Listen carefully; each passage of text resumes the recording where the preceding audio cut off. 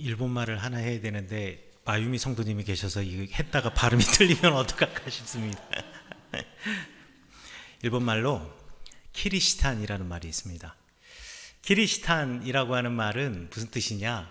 예수의 선교사들에 의해서 처음으로 복음이 일본에 전해졌는데, 그때 예수의 선교사들에 의해서 전파된 복음을 받고 신앙을 갖게 된, 카톨릭 신앙을 갖게 된, 기독교인 신앙을 갖게 된 일본인들을 키리시탄이라고 이야기를 합니다. 일본에 기독교가 처음 전파된 것이 1549년입니다. 예수회 선교사인, 스페인 사람이지만 포르투갈의 후원을 받고 프란시스코 쉐베르, 프란시스코 사비에르라고도 하는데, 이 신부님이 가고시마라는 곳에 처음 발을 디뎠습니다.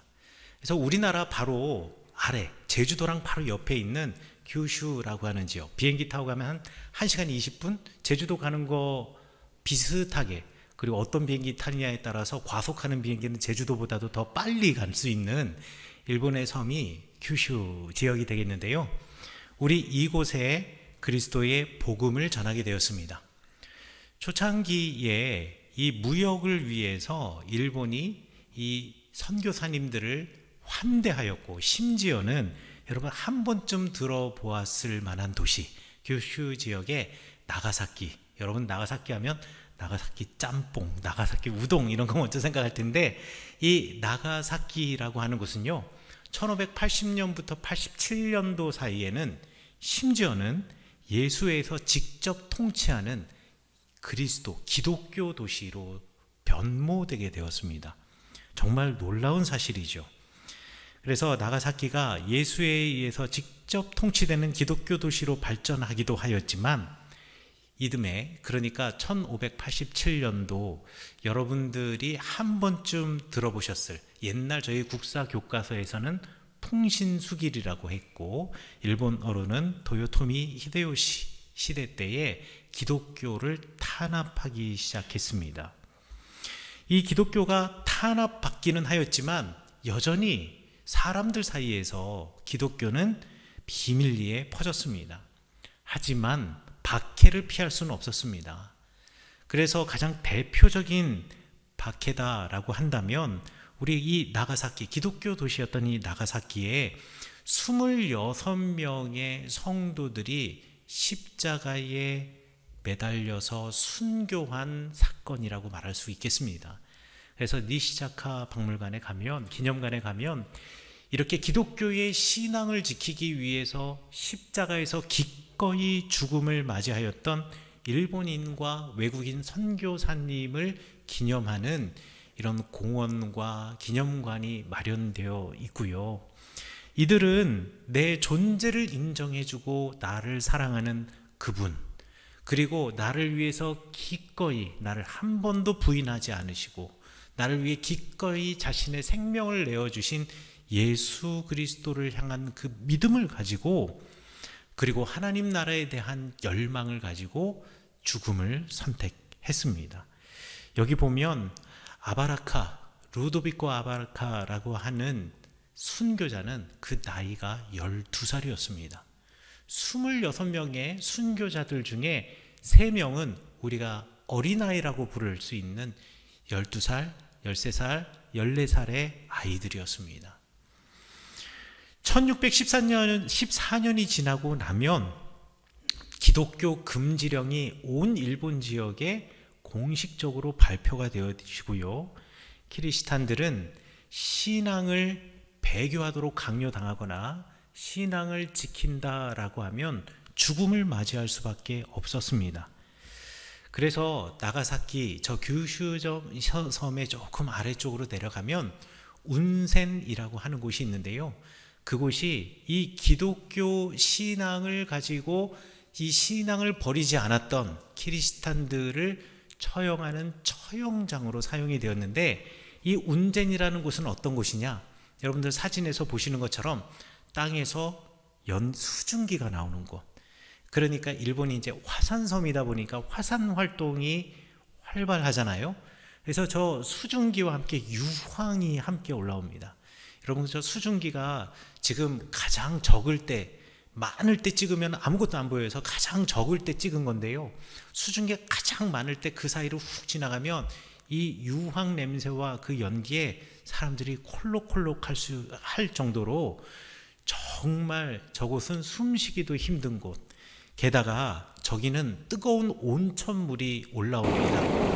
온천물이 올라오는데요, 지금 물이 콜록콜록 지금 끓어오르고 있는 겁니다. 물이 솟아오르는 게 아니라 끓어오르는 물입니다. 그래서 저 온천물이 흘러내려가서 저 아래쪽이나 돼야지 40도대로 내려가고요, 지금 저렇게 온천이 끓어올리는 저곳의 물의 온도는 98도가 되는 곳이 바로 운센이라고 하는 지역인데, 기독교인들, 나가사키에서 기독교인들을 저 운센이라고 하는 곳까지 끌고 와서는요, 저 바위에다가 사람을 묶어놓고 거기에다가 국자로 뜨거운 물을 사람 머리 위에 부어가면서 고문을 하거나, 아니면 저 뜨거운 물에다가 사람들을 집어넣고 고문을 하고, 그리고 배교를 하게 했고, 그리고 끝까지 신앙을 지키는 사람들은 저 운센에서 죽게 되었습니다.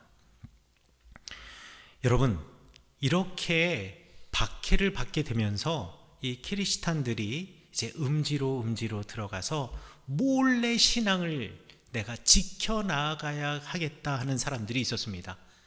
어떤 사람들은 배교하기도 하였고, 어떤 사람들은 내가 신앙 없이 살아가기, 또 내지는 다른 신앙을 선택하기도 하였지만, 그에 비해서 더 많은 사람들은 숨은 음지에서 내가 이 신앙을 지켜나가야겠다라고 하면서 그 신앙을 지켜나갔습니다.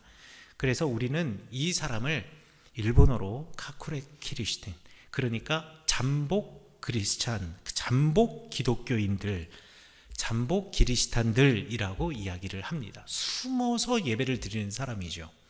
그런데 여러분, 숨어서 예배 드리는 게 쉽겠습니까?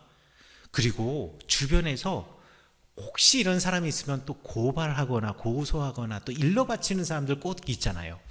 그래서 눈치채지 못하도록 신앙생활을 지켜나가야 했습니다. 그래서 일본의 가정집에 보면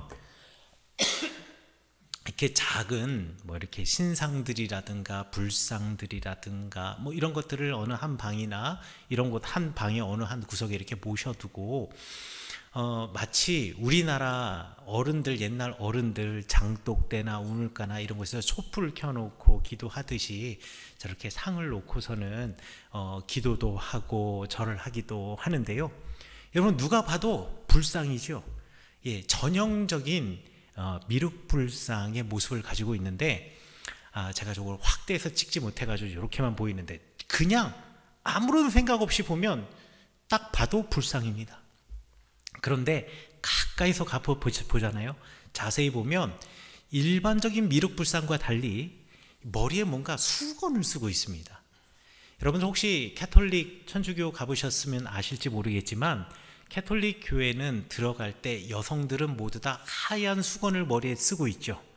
우리 이거를 갖다가 미사베일이라고, 미사수건이라고 이야기하는데, 이 미사포를 머리 위에 쓰고 있는 모습으로 미륵불상을 만들어 놓은 거예요. 그러니까 겉 모양은 불상인데 실질적으로 나는 기독교 신앙을 지켜나가겠다라는 것을 은근슬쩍 몰래 숨겨서 보여주는 거죠. 그리고 멀리서 척 보면 이거는 누가 봐도 불상 같아 보이지만, 자세히 보면 불상이 이뻐요. 얼굴이 이쁘고, 그리고 우리가 알고 있는 일상적인 불상의 모습과 달리 아기를 안고 있습니다.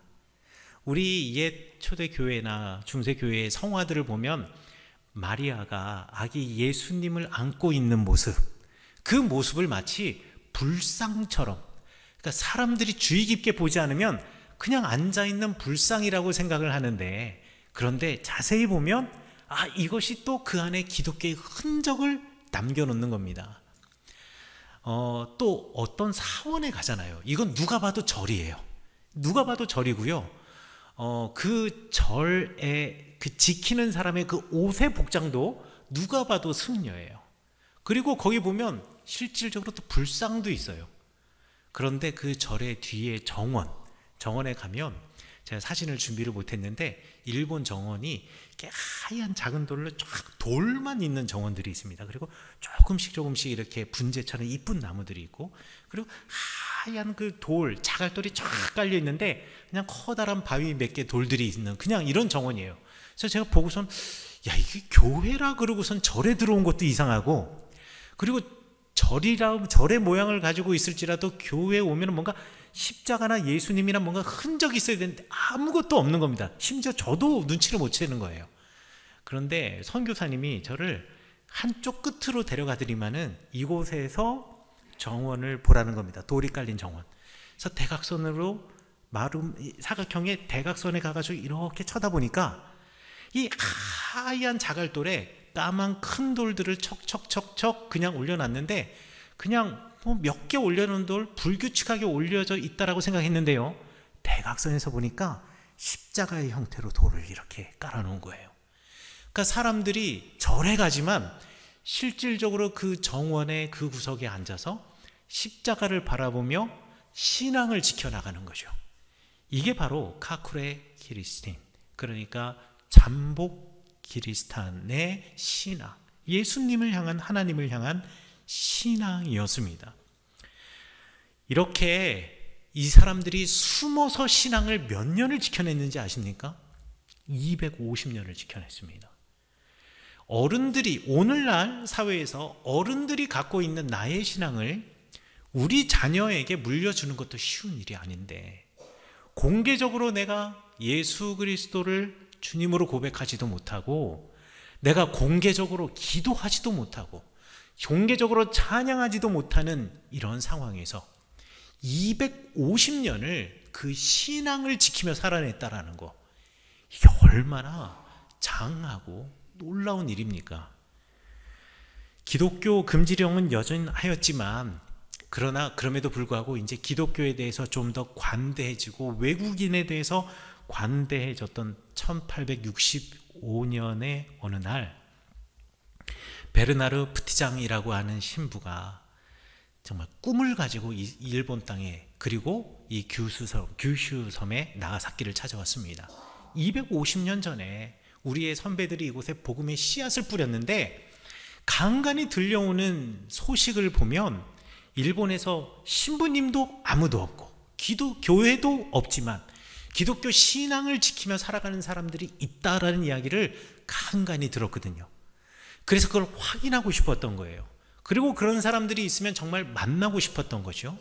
그래서 나가사키로 1865년에 왔습니다. 그런데 봐도 교회도 보이지 않고 누가 신자인지 알아볼 수도 없잖아요. 그래서 어떻게 했느냐?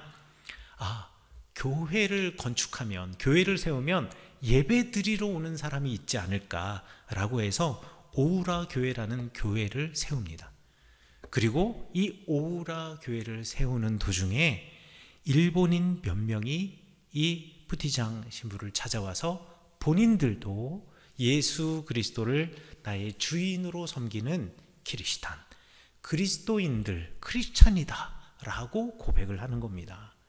그래서요, 저 교회가 세워지고 난 다음 수천 명의 키리스탄들이, 그 신앙을 지켰던 사람들이 저곳에 모여들어서 예배를 드리기 시작을 했어요. 그런데 아직까지도 국가적으로는 공식적으로 기독교 금지령이 유효한 때라 이 나가사키와 주변 지역에서 이 수천 명의 이 키리스탄들, 그리스도인들이, 기독교인들이 체포되고 처형되기도 하면서 이 키리스탄들은 점점 음지로 들어가서 자신의 신앙을 지켰습니다. 다시 허용된 것은 1868년 메이지 유신 이후이지만, 그 이후에도 내가 공식적으로 교회에 와서 예배를 드리는 이들도 있으나 아직까지도 그 두려움 때문에 숨어서 예배를 드렸던 수많은 사람들이 있었고, 그리고 그 사람들은 자신들의 가정을 교회 삼아 아직까지도 예배 드리는 키리스탄들이 있다라는 겁니다.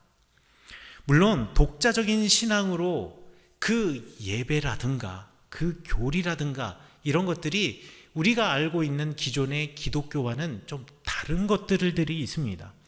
성직자 없이 신앙을, 목회자 없이 신앙을 250년을 지켜왔습니다. 성경 없이 구전으로, 입으로만 전해지던 신앙의 전통과 예수님의 이야기를 들으며 살아왔습니다. 그리고 그 신앙을 붙잡고 살았습니다. 그러니까 어떻게 우리와 똑같은 신앙의 형태를 가질 수 있었겠습니까? 그래서 그 형태는 조금 다릅니다만, 누가 이들을 기독교인이 아니라고 말할 수가 있겠습니까? 교회사를 연구하는 사람들, 또 보수적인 목회자들이나 이런 사람들은, 키리스탄들은 이미 이 불교나 내지는 일본의 신도와 비슷하게 되어서 좀 이상한 신앙을 가지고 있다, 이들은 기독교인이라고 말할 수 없다라고 말하는 요즘 사람들도 있긴 하지만, 과연 그 사람들이 그들처럼 250년 동안 신앙의 압제 아래서, 박해 아래서도 신앙을 지켜낼 수 있을 만큼 괜찮은 사람들일까요? 그렇게 비판하는 사람들이? 저는 아니라고 생각합니다. 다들 신앙을 지켜내느라, 그 길을 걸어가느라, 살아내느라 힘들고 어려운 길을 걸었던 이들입니다. 우리는 그들을 판단할 수 없습니다. 구원의 문제와 그들의 신앙의 진정성은 오직 주님이 아시기 때문에 그렇습니다. 오늘 로마서 4장의 말씀이 바로 이 이야기와 너무나도 비슷합니다. 로마 교회는 49년 클라디우스 황제 때에 극심한 박해를 받았습니다. 그래서 로마시에 살고 있는 유대인들 전부 다 쫓겨났습니다. 추방을 당했습니다. 강제 추방을 당하고 기독교 신앙이 금지되었습니다. 초대교회는요, 대부분의 많은 사람들이 유대인 기독교인이었습니다. 민족적으로는 유대인이지만 기독교인이 된 사람들이 초대교회의 대부분이었고, 이들에 의해서 전도된 소수의 이방인 기독교인들이 있었습니다. 그런데 클라디우스의 황제의 기독교 금지령에 따라서 이 유대인이면서 기독교인이었던 이들이 로마로부터 모두 추방당했을 때, 이 로마에서 기독교 신앙을 지켜내기 위해서 유대인들도 아닌 이방인 기독교인들이 그 교회를 지켜냈습니다. 그리고 신앙을 지켜냈습니다. 사실 이들이 히브리어로 쓰여진 성경책 읽을 수 있었을까요? 못 읽었을 겁니다. 그리스어로 쓰여진 성경책 떠듬떠듬 읽었을 수는 있겠지만, 그 성경의 내용을 온전히 다 이해할 수 있었을까요? 이제 신앙의 길을 시작한 지 불과 몇 년 안 됐는데 아마 아니었을 겁니다. 그럼에도 불구하고 이들은 나를 찾아오신 예수님, 나의 존재를 인정해 주신 예수님, 나를 사랑하시는 예수님, 나를 위해 이 땅에 오신, 그래서 기꺼이 나를 위해서 죽으셨던 예수님, 그 사랑, 그리고 하나님 나라를 향한 영생의 갈망, 그것으로 이 신앙을 지켜냈습니다. 54년도 클라디우스 황제가 죽고 이제 새롭게 네로 황제가 들어오면서 기독교 신앙의 자유가 주어졌을 때, 그리고 유대인들이 다시 돌아오는 것을 허용하였을 때, 유대교 신자들, 그러니까 유대인 기독교인들이 이방인 기독교인들을 향하여서, 아니 너희들 뭐 이래? 너희들은 왜 성경에 나와 있는 율법을 지키지 않아? 왜 음식 정결법 지키지 않아? 왜 할례를 하지 않아? 하면서 비판을 하기 시작하는 겁니다. 갈등의 원인이 뭔가요? 율법과 음식 규정과 그리고 할례의 문제, 이런 것으로 너희들의 신앙의 방법, 신앙의 삶의 모습이 우리와 다르다라는 겁니다. 여러분, 이방인 기독교인들이 클라디우스 황제 치하에서 그 로마 교회를 지켜내느라, 그곳에서 신앙을 붙잡고 살아내느라 얼마나 힘들고 얼마나 어려운 길을 걸어갔겠습니까? 그런데 그 한 사람 한 사람의 걸어왔던 인생의 궤적, 이것을 보지 못하고 그저 겉으로 보이는 율법의 외적 행동으로 한 사람의 신앙을 재단했던 이 유대인 기독교인들, 이들에게 바울 선생님이 로마서 4장에서 이렇게 말씀하십니다. 1절부터 25절까지 되게 길지만요, 제가 딱 요약해서 말씀드리면 이겁니다. 너희들은 믿음의 선조를 아브라함이라고 이야기를 하지. 그런데 율법을 아브라함이 잘 지켜서 믿음의 조상이 되었더냐? 아니잖아. 아브라함이 갈대아 우르에서 살다가 하나님께서 내가 명령한 그 땅, 어딘지도 모르는 그 땅을 가라 그래서 그냥 떠났어요. 그래서 하란을 거쳐 가나안 땅으로 온 겁니다. 율법을 너무 잘 지켜서 아브라함을 불렀더냐? 아닙니다. 유대인들의 미드라시에 보면 아브라함과 그의 가족은 그 갈대아 우르에서 우상 깎아 팔던 사람들이었습니다. 그런데 그를 불렀습니다. 아브라함이 자격이 있나요? 없음에도 하나님이 그를 불렀습니다. 그러면 아브라함은 할례를 받아서 그 많은 은혜를 받았던가요? 아닙니다. 할례를 받은 이야기는 창세기 17장에 나오는데, 그럼 그 이전, 그러니까 갈대아 우르를 떠나 하란을 거쳐 가나안 땅으로 들어오는 창세기 12장의 이야기는 할례를 받지 않은 아브라함이, 음식 정결법도 지키지 않는 아브라함이 받은 은혜였습니다. 그리고 롯을 구하고 멜기세덱, 하나님의 제사장인 멜기세덱으로부터 축복을 받는 사건, 이것도 아브라함이 음식 정결법을 지키거나 또는 아브라함이 할례를 받기 이전에 받았던 은혜고 복이었습니다. 또한 창세기 15장에 보면 아브라함이 하나님을 직접 만나고 하나님과 언약을 맺는 이야기가 나오는데, 아브라함이 할례 받기 이전입니다. 아브라함이 음식 정결법 지키지 않을 때였습니다. 아니, 아브라함은 평생 죽는 날까지 그걸 모르고 살았습니다. 음식 정결법이라는 것을. 그런데 이런 아브라함과 언약을 맺으시고 아브라함에게 수많은 자녀를 허락하여 주셨고, 그리고 이 땅을 아브라함에게 줄 것이라고 하나님께서 약속하셨습니다. 이게 아브라함이 율법을 잘 지켜서였습니까? 아브라함이 음식 정결법을 지켜서였습니까? 아브라함이 할례를 받아서였습니까? 아니잖아요. 지금 아브라함의 이야기를 들면서 바울 선생님은 이 로마의 교인들에게 아브라함을 보라고, 너희 믿음의 선조, 너희들이 그렇게 존중하고 존경하는 아브라함을 보라고, 그는 율법과 관계없이 은혜를 받았고 복을 얻지 않았냐라고 이야기를 합니다. 어디인지는 알 수 없으나 하나님이 인도하시리라는 그 믿음을 가지고 자신이 길을 떠났을 때 하나님으로부터 은혜와 복을 받았고, 비록 나이는 많지만 많은 이들의 조상이 되리라는 약속을 신뢰하는, 하나님께서는 약속하신 것을 이루신다라는 확신에 찬 믿음으로 아브라함이 의롭다 하나님으로부터 칭찬을 받고 은혜와 복을 받지 않았던가? 이게 로마서 4장에서 말하는 바울 선생님이 하시고자 하던 말씀이었습니다. 그러니 무엇이 중요한 건가요?